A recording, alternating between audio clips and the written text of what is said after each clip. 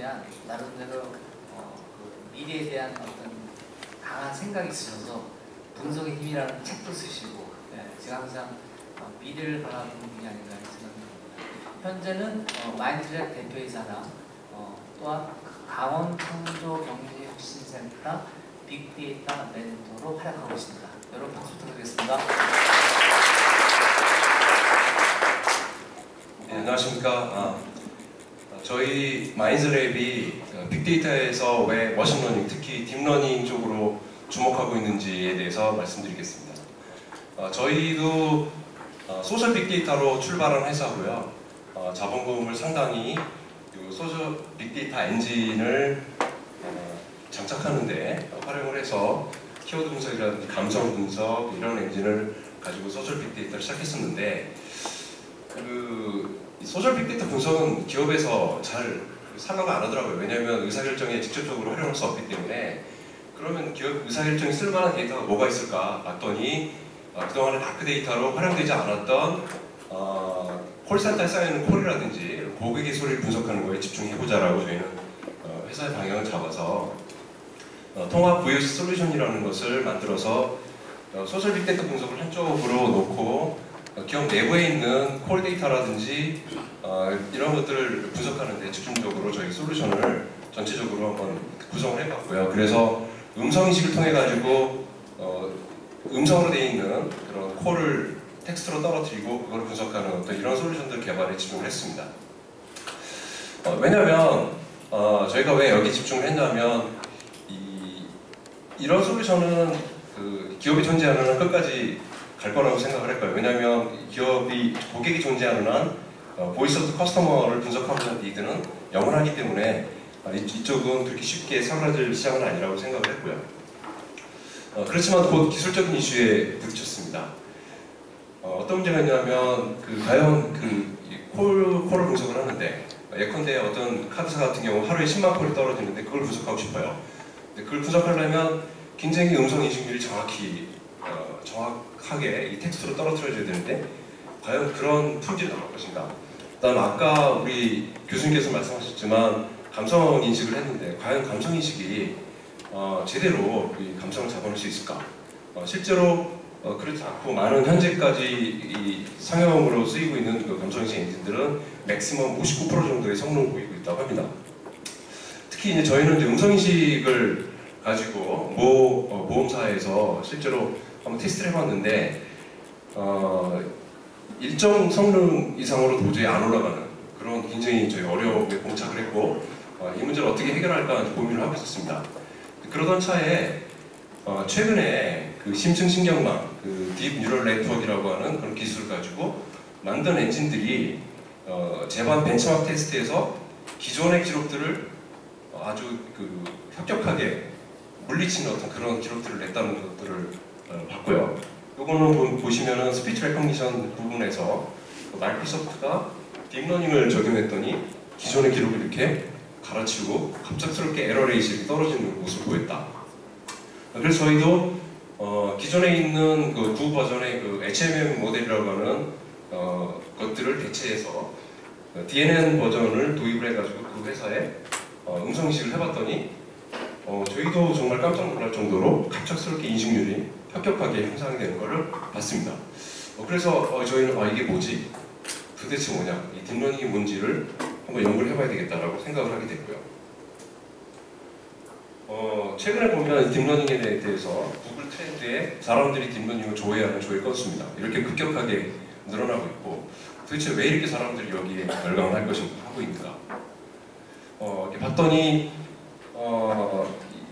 이 머신러닝이라는 거는 아시다시피 어떤 알고리즘들을 사람들이 직접 핸드크래프티드로 사람이 그 모델을 만들고 데이터와 프로그램을 넣으면 컴퓨터가 뭔가 아웃풋을 만들어내는 게 전통적인 방식이고 머신러닝이라고 하는 거는 데이터와 아웃풋이라고 하면 소위 얘기하는 그 레이블드 값입니다. 그러니까 이게 아까 감성인식으로 본다면 이게 기쁨인지 슬픔인지 그 다음에 음성인식으로 본다면은 이러이러한 발성이 이게 가짜인지 나짜인지 아니면 상담원인지 고객인지 이런 어떤 결과값을 주는 거죠.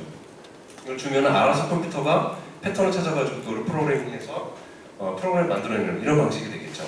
특히 이제 머신러닝 중에서 최근에 굉장히 그 성능이 좋은 것들을 만들어낸 게 딥러닝이라는 걸 알게 되었습니다.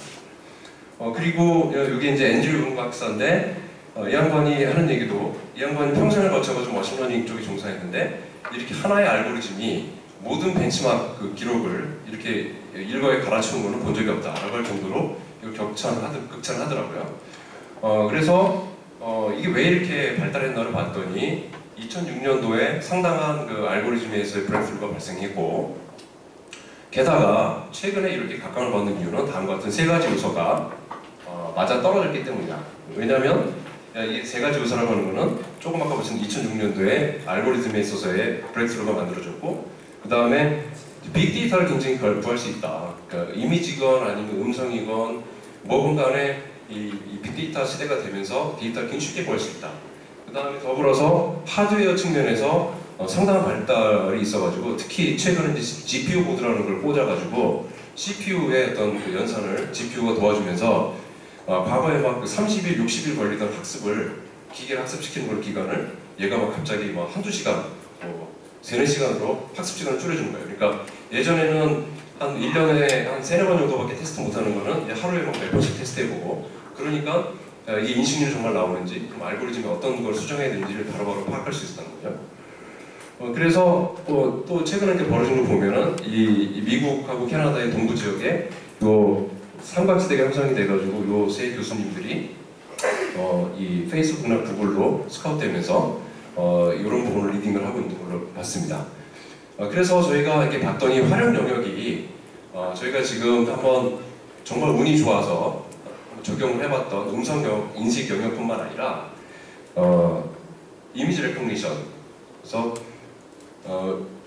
이미지를 엄청나게 많이 학습을 시켜서 그걸 가지고 이미지 인식을 하게 만드는 그런 부분 그 다음에 그 감성 인식을 해서 센티먼트를 분류하는 부분들 이런 부분에서 저희도 지금 저희 회사가 모 글로벌 회사의 이 VOC 분석하는 시스템을 구축을 해줘야 되는데 감성인식 엔진 성능이 너무 안 나와서 막 그 조사를 하고 있더니 딥러닝 기반의 이 센티먼트 트리 뱅크라고 하는 것들을 미국에서 만들었더라고요. 그래서 이게 단지 음성인식이나 이런 이미지 인식뿐만 아니라 이런 자연어 처리 부분에도 굉장히 쓸 수 있구나라는 걸 알게 됐고요. 그래서 이런 것들이 이루어졌고 여기 보시면 이게 NLP 영역에서도 딥러닝을 가지고 이렇게 클러스터링을 한다거나 또는 그런 스피치 레코그니션은 단지 VOC 분석하는 것뿐만 아니라 모 글로벌 그 음성인식 그 회사 같은 경우에는 1조 정도가 되는 그런 수익을 의료 음성을 인식하는 데 쓰인다고 합니다. 그래서 미국 같은 경우는 의사들이 이렇게 수술할 때 반드시 이렇게 음성으로 녹음하면서 수술 과정을 이렇게 녹음하게 돼 있는데 그런 것들을 녹취하는 시장이 거의 1조 원 정도 시장이 된다고 하고요. 그 다음에 이제 정말 저희 회사가 아직 너무 조금해서 할 수 있을지 모르겠지만 이미 이제 미국 실리콘밸리 이런 회사가 나타났고 우리나라도 이런 데 스타트업이 나타난 걸로 알고 있는데 의료 영상을 분석하는 거, 판독하는 거 물론 여기에는 이제 의료법이라든지 여러 가지 많은 어떤 해결해야 될 것들이 있겠지만 이런 부분들이 있고요. 그래서 저희 회사는 이제 빅데이터를 분석을 하면서 시작을 하고 특히 소셜 빅데이터 분석으로 시작을 했는데 저희가 요즘 느끼는 거는 스스로 저희 회사를 진화시키면서 이 빅데이터가 이 머신러닝, 특히 딥러닝과 결합을 하면서 새로운 국면으로 들어가는 거 아닌가라는 생각을 했습니다. 저희의 어떤 그런 감이 맞을지 모르겠지만 과거의 빅데이터는 분석 대상으로서의 의미가 굉장히 강했는데 이제는 분석 대상, 분석의 자원이 뿐만 아니라 학습을 시키는, 기계를 학습시키는 학습 자원으로서의 빅데이터다라고 하는 생각을 하게 됐고요. 왜냐하면 저희가 너무나 중요하기 때문에 지금 저희가 보유하고 있는 음성인식 엔진이라는데 저희가 회사에 이미지인식 딥러닝 엔진을 깔아놓고 테스트하고 있는데 제일 중요한 게 뭐냐면 얘를 제대로 학습시킬 수 있는 학습 데이터야. 잘 정제가 되어 있는 학습 데이터를 얼마나 구하는가가 얼마나 많이 구하는가가 정말 중요하더라고요.